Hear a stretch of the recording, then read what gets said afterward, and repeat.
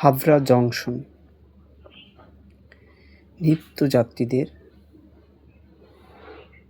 যাত্রা। তো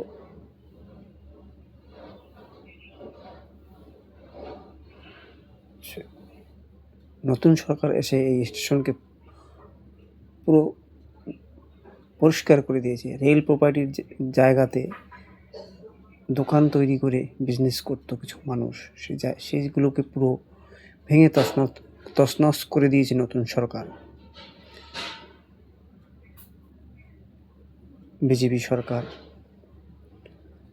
কিছু জনগণের ক্ষতি করেছে, কিছু জনগণের উপকারও হয়েছে।